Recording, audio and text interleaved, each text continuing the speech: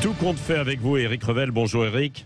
Bonjour Patrick, bonjour à tous. Alors le compte n'y est pas, et c'est un véritable pavé dans la mare. Le gouvernement voulait sauver le système des retraites avec sa réforme en ramenant à l'équilibre d'ici 2030. Or, d'après un nouveau rapport du fameux COR, le Conseil d'orientation des retraites, les mesures prises ne devraient pas suffire, c'est ça ?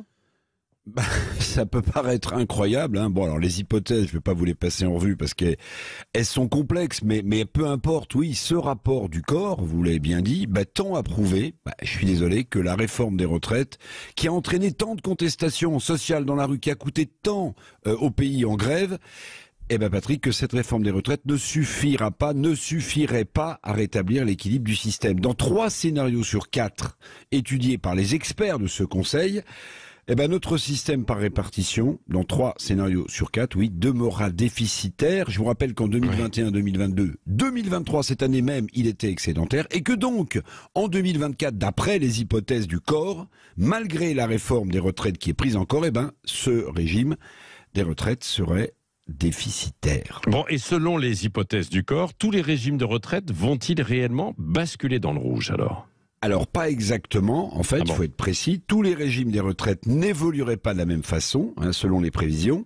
Par exemple, mais c'est le plus important, le régime de base des retraites, le régime de base qui concerne 88% de la population qui travaille.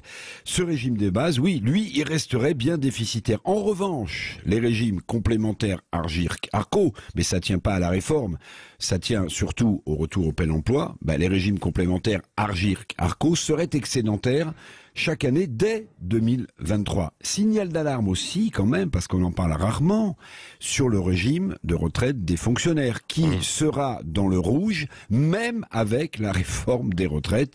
Par moment, on croit marcher sur la tête. Bon, alors tout ça pour ça, parce que la réforme des retraites, tous les décrets d'application ne sont pas encore publiés, mais cette réforme au forceps serait donc déjà insuffisante, si je vous suis ?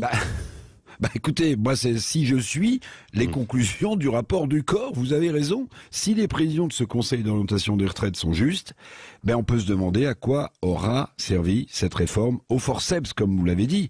D'autant que l'on savait déjà qu'en 2027, ça avait été dit, il y avait une clause de revoyure, vous savez, c'est-à-dire une nouvelle, sans doute, réforme des retraites. Alors, signalons qu'il y a une prochaine négociation qui va être particulièrement intéressante, qui s'engage entre syndicats patronaux et syndicats de salariés à la rentrée. Elle s'engage sur quoi ? Sur la revalorisation annuelle du niveau des pensions. Je vous donne mon billet, Patrick, que le 3e tour de la réforme des retraites se jouera sur cette négociation. La CGT, la CFDT et FOUR déjà prévenus. Ils vont faire entendre leur voix. On entendra donc encore parler de la réforme des retraites en septembre prochain. Mais sur le niveau des pensions, cette fois. C'est absolument. Ça. Merci. Et écoutez, je poserai toutes ces questions à Olivier Dussopt, le ministre du Travail, du Plein Emploi et de l'Insertion en France, qui sera mon invité politique tout à l'heure. Beaucoup d'intérêt. À 8h15, puisque c'est lui qui est en charge et qui a mené cette réforme des retraites. Il sera là tout à l'heure à 8h15. Merci mon cher Éric Revel.